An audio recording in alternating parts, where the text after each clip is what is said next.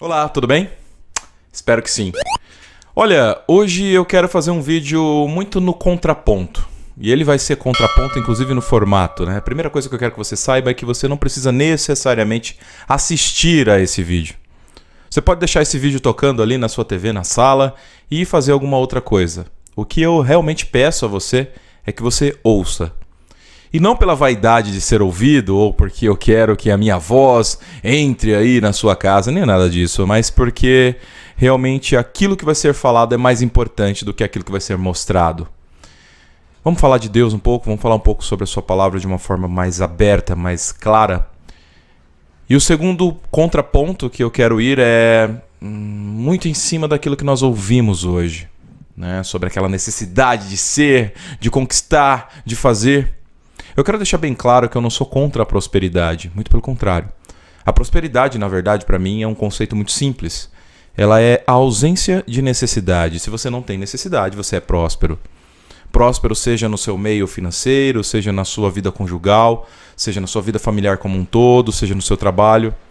O importante é que a prosperidade seja algo que te faz bem e não algo que te traz um peso a mais. Pois bem, isso posto, vamos ao imposto, né? Eu quero ler aqui com você algo que está no texto bíblico em 1 Pedro, no capítulo 4, a partir do verso 7, que diz o seguinte: Ora, o fim de todas as coisas está próximo. Sede, portanto, criteriosos e sóbrios, e bem nas vossas orações. Acima de tudo, porém, tende amor intenso uns para com os outros, porque o amor cobre multidão de pecados. Sede mutuamente hospitaleiros, sem murmuração. Servi uns aos outros, cada um conforme o dom que recebeu, como bons despenseiros da multiforme graça de Deus. Se alguém fala, fala de acordo com os oráculos de Deus. Se alguém serve, faça-o na força que Deus supre, para que em todas as coisas seja Deus glorificado por meio de Jesus Cristo, a quem pertence a glória e o domínio pelos séculos dos séculos. Amém. Vamos lá, galera. Nós estamos vivendo momentos muito delicados, né? E quando eu falo delicados, eu não falo só da parte religiosa, eu falo também da parte social, né? São muitas dificuldades, sejam elas financeiras, sejam elas culturais. Aqui no Brasil, especificamente, há um choque muito grande partidário, né? Entre aqueles que se denominam conservadores com aqueles que se denominam liberais ou neoliberais e afins. E isso não está apenas no campo político, mas também no campo das famílias. Existem famílias que estão aí deixando de ter uma interação porque pensam diferente, porque gostam do lado A, do lado B. E falando a respeito de escatologia de uma forma muito simples, quase que infanto-juvenil, mas sim, o fim dos tempos é uma realidade. Não que eu estou aqui dizendo que ele vai acontecer amanhã. Duvido que ele aconteça amanhã, porque o próprio Cristo disse que há muitos sinais. Se nós observarmos, né, a figueira ainda tem muita coisa para acontecer. Entendedores entenderão o que eu disse.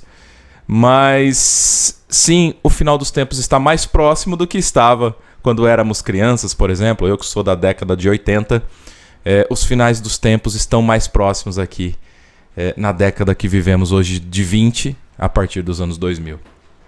Mas esse final dos tempos a gente tem que encarar com uma certa realidade, né? Com uma certa factualidade. Ele não é um final do tempo lúdico. Que quando falamos de final do tempo, de apocalipse, quando falamos aí de julgamento, de salvação, fica sempre uma ideia distante. Isso vai acontecer lá quando eu estiver bem velhinho. Isso vai acontecer lá em outra geração, eu nem vou estar mais aqui.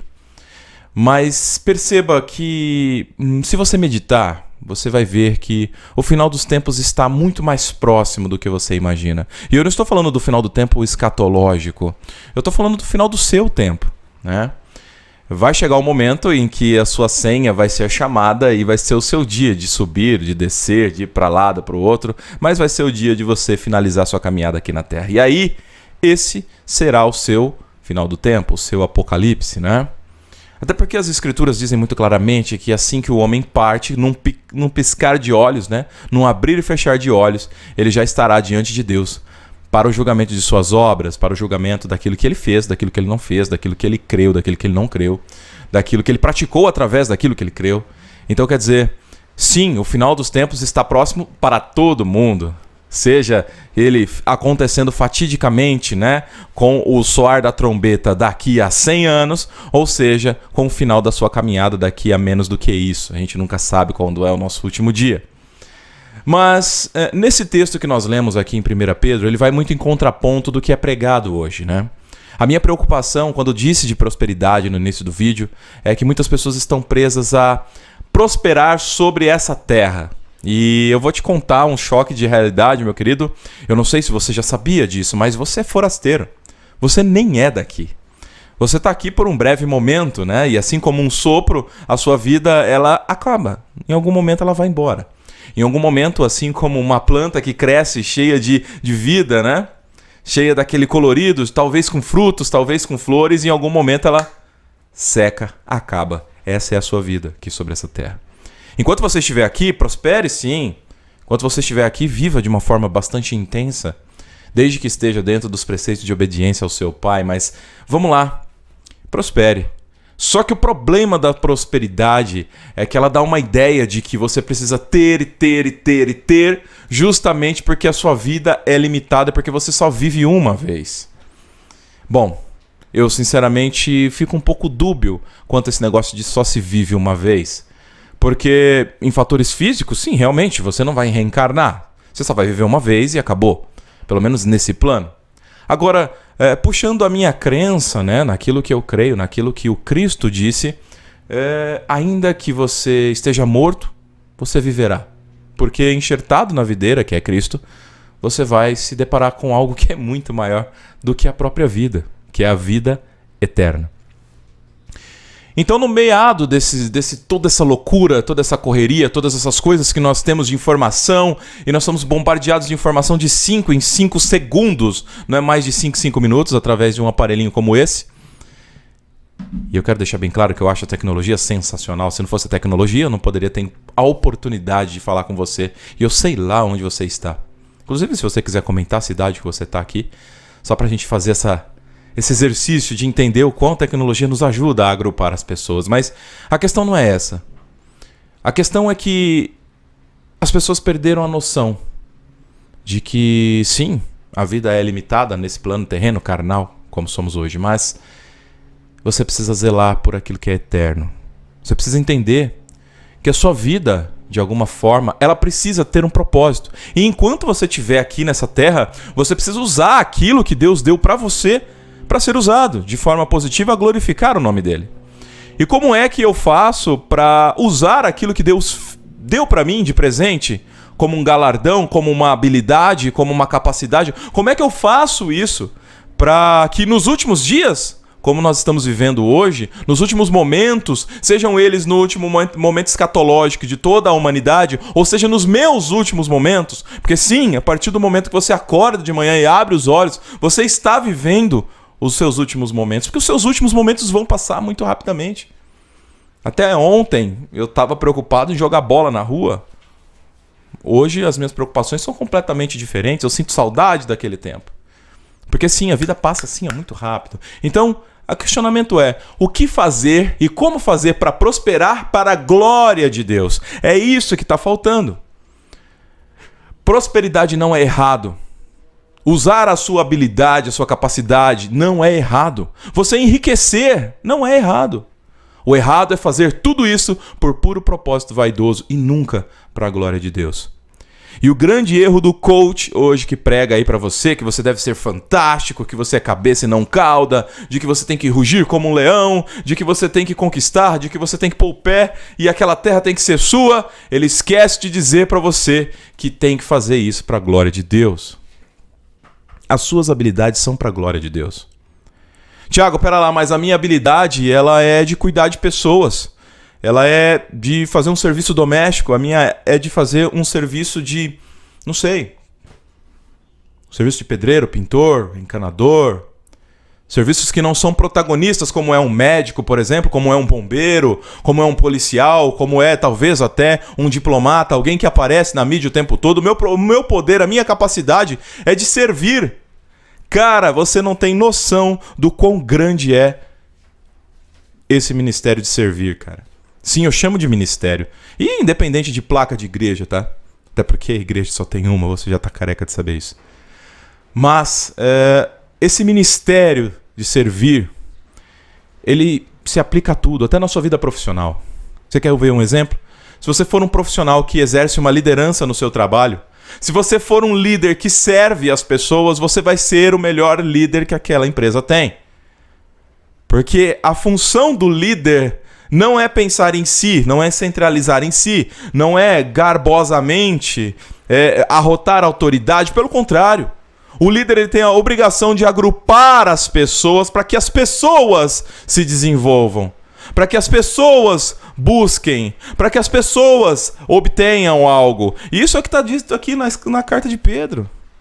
E olha que Pedro não era um coach profissional, né? Não era nenhum consultor do mercado de trabalho. Ele escreveu isso aqui quando nem se existia essa expressão mercado de trabalho.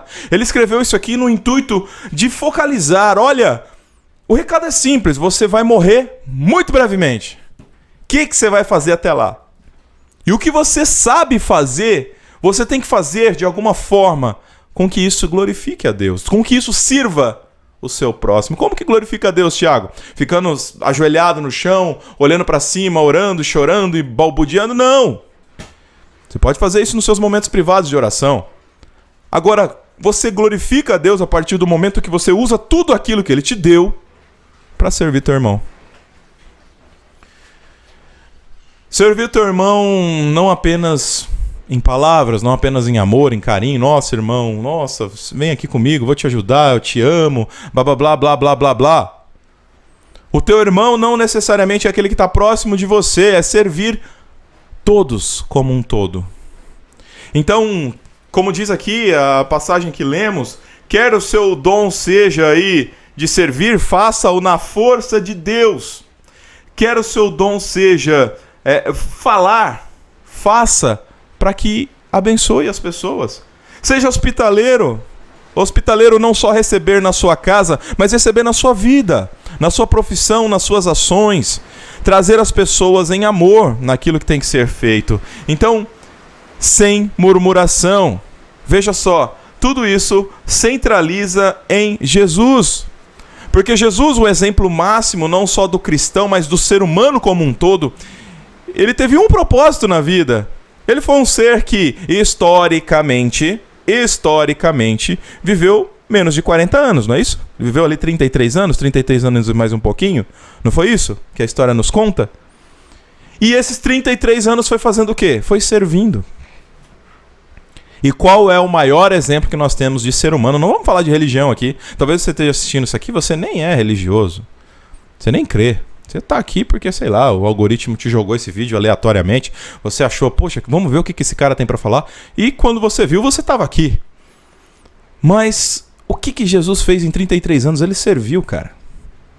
Serviu não só quando ele fez os milagres, mas quando ele era carpinteiro. Por que é que a Bíblia ia citar a profissão de Jesus como carpinteiro se não tivesse algo a glorificar a Deus através da profissão de Jesus? Por que é que a Bíblia ia citar, por que é que os textos bíblicos iam citar que Jesus tinha irmãos, que Jesus tinha pai, que Jesus tinha mãe, que Jesus tinha problemas familiares? Por que céus ia citar isso se não fosse importante? Agora a pregação coach nunca vai te dizer isso. Ela só vai focar em ter, conquistar, fazer. Como se o dia do ser humano tivesse 72 horas e não 24. E dessas 24 ele não precisasse dormir pelo menos 8. Essa produtividade maluca, esse workaholic que a gente trouxe de outras nacionalidades aí, trouxe para o Brasil, como se as pessoas fossem obrigadas a ser produtivas o tempo todo. Mas o que é ser produtivo? Esse é o grande lance. Em muitos momentos na sua vida, você vai ser mais produtivo sentado à mesa, jantando com a sua família, do que trabalhando 14, 16, 20 horas para trazer dinheiro para dentro de casa. E eu não estou pregando aqui que você tem que ser um vagabundo que depende de dinheiro do governo. Eu estou dizendo para você que existem prioridades que você precisa focar. Existem coisas mais importantes do que ter. E a primeira delas é ser. Seja bênção para as pessoas. Seja um paraquedas. Muitas pessoas estão caindo, elas precisam de você. Seja um conforto, seja um abraço, seja um conselho, seja um sorriso. Qual foi a última vez que você chegou no seu trabalho e sorriu para uma pessoa voluntariamente? Não com o interesse de agradar ou de abrir uma passagem para você, mas voluntariamente. Você olhou para aquela outra pessoa e falou: poxa, que bom te ver. Bom dia, boa tarde, boa noite. Não naquele automático, naquele sorriso amarelo forçado, mas quando você realmente se importou com as pessoas. Porque esse dom dado a você foi para isso. Foi para se importar com pessoas. Foi para fazer por pessoas. Então aqui na carta de Pedro, a gente pode concatenar, né? Muito se fala sobre o jovem rico. Porque o jovem rico... E a história do jovem rico... que abordou Jesus e disse: mestre, o que eu tenho que fazer? E Jesus falou para ele abandonar as coisas. Todo mundo prega isso, mas quem que quer viver? Quem que quer viver? Fala a verdade. Chega lá no Silas Malafaia e fala para ele: Malafaia, eu quero que você faça um cheque com tudo que você tem e dê para uma instituição de caridade. Vai lá pedir para ele fazer isso, para ver se ele faz. Eu vou citar nomes aqui. Faça a mesma coisa aí com Edir Macedo, Valdemiro Santiago, né? Agenor Duque. Toda essa galera aí, pensa em algum tubarão da fé aí, algum milionário da fé. Pergunta pra ele se ele faria isso. Mas pregar no púlpito, prega, né? Por quê? Porque é emocionante, né? Porque mexe com as pessoas. Só que eles esquecem de dizer que o evangelho começa com você. E esse você inclui a mim. Esse você sou eu. Então, a primeira pessoa que lê é a primeira pessoa que pratica. Ou seja, se você lê e não pratica, não adianta ler. Então eu volto a dizer para você: conquiste, prospere, busque, seja o melhor que você pode ser, desde que isso glorifique a Deus, desde que isso aponte para Jesus. E não necessariamente, veja só, as pessoas acham que glorificar a Deus é, durante o seu trabalho, ficar pregando, ficar falando sobre Jesus, ficar falando sobre... Não, não é isso. As suas ações glorificam a Deus. Porque isso vai despertar. Num ambiente onde não há alguém com um pensamento menos egocêntrico, quando chega alguém que pensa no todo, esse alguém chama atenção sem precisar de palco ou de palanque. Ele brilha, ela brilha. Então faça essa diferença, porque as pessoas mesmo vão ter a curiosidade de saber: mas por que o fulano é assim? Por que quando ele tem a oportunidade de prejudicar alguém, ele não o faz? Por que quando alguém prejudica ele, ele não revida? Por que quando ele faz algo legal, ele traz outras pessoas para viverem aquilo com ele? Por que quando ele tem momentos de honra, ele honra outras pessoas na frente dele? Isso vai chamar a atenção das pessoas. E aí vai ser o outdoor que vai glorificar a Deus. Sem você abrir a boca, sem você citar: eu sou crente da igreja Escorrega lá vai um. Às vezes você não vai para denominação nenhuma, para instituição nenhuma, às vezes você nem conhece a Deus e você glorifica a Deus. E o mais triste é que às vezes os filhos das trevas são mais prudentes do que os filhos da luz, né? Você lembra da passagem do Gadareno? Você viu, não sei se você reparou, mas você viu que o demônio foi o primeiro a reconhecer Jesus? Quando Jesus chegou para expulsar as entidades, né, do corpo do Gadareno, o demônio foi o primeiro que viu: meu Deus, olha lá, vem Jesus. E de longe, quando ele viu Jesus, ele já se ajoelhou e já pediu misericórdia de não jogá-lo no abismo, porque ele sabia quem era Jesus. Ou seja, ele, como filho da treva, ele tinha mais prudência do que aqueles que até que andavam com Jesus. A gente percebe aqui nos textos que chegou um momento que os discípulos se acostumaram com o Messias. Eles se acostumaram porque conviviam. Levantavam de manhã, dormiam e Jesus estava lá. Comiam junto, de repente iam para a feira junto, faziam coisas corriqueiras ali do dia a dia. Esqueceram que ele era o Filho de Deus. e trataram aquilo com naturalidade. Isso é bom. Você ter uma naturalidade com Jesus é bom. Até a página 2. Desde que você não esqueça quem ele é. A importância que ele tem. E veja, quando o gadareno vê, Jesus de longe já ajoelha. Você vai me tirar daqui, né? Mas por favor, não me joga no abismo, não. Ele já sabe que, sem Jesus abrir a boca, ele já sabe que Jesus é o Filho de Deus, que tem todo o poder de fazer o que ele quiser. Você percebe? Esse feeling, essa... Perceber o que é de Deus e o que não é? Você percebe que às vezes você não precisa ser um religioso, ou até estar do lado certo ou do lado errado da religião para perceber o que é de Deus, o que não é, quem é Jesus, quem não é. A gente percebe diversas culturas, até politeístas, que reconhecem Jesus como um grande homem, um grande profeta, uma divindade. Veja que os filhos das trevas, e quando falo trevas não estou falando de maldade, eu estou falando de escuridão, de ignorância, de não conhecer a luz. Perceba, eu não estou dizendo que quem não é cristão é mau. Não é isso que eu estou dizendo. Muito pelo contrário. Muito pelo contrário. No nosso meio cristão, infelizmente, nós temos muitos problemas justamente por causa dessa vaidade de achar que outras vertentes, outras religiões, outras mentalidades são todas más, são todas demoníacas, são todas maléficas. Não é isso que eu estou falando, muito pelo contrário.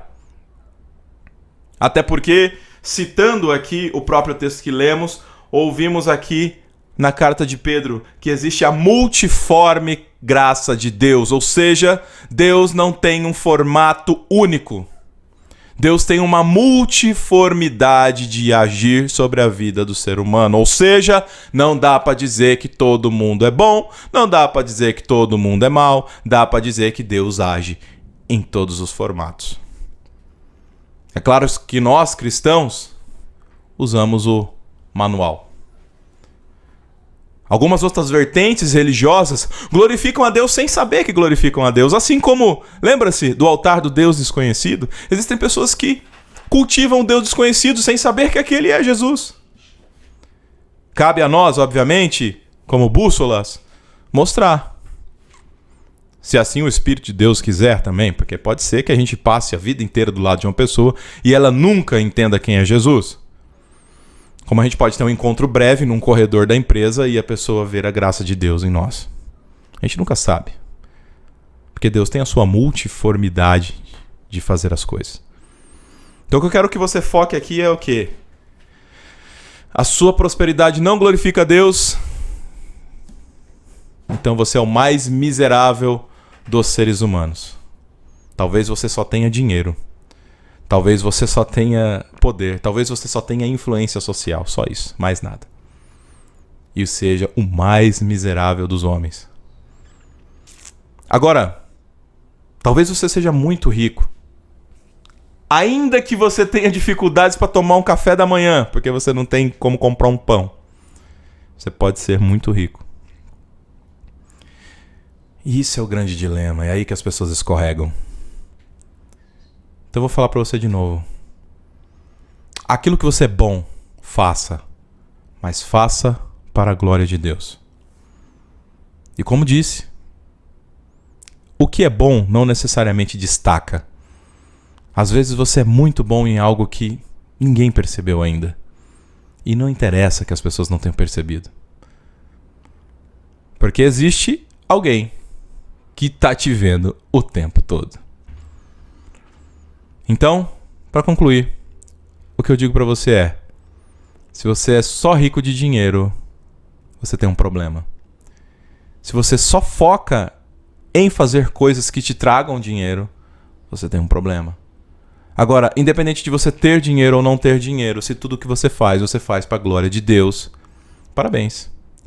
Você entendeu a grande sacada da vida. Valeu, vou ficando por aqui. Um abraço.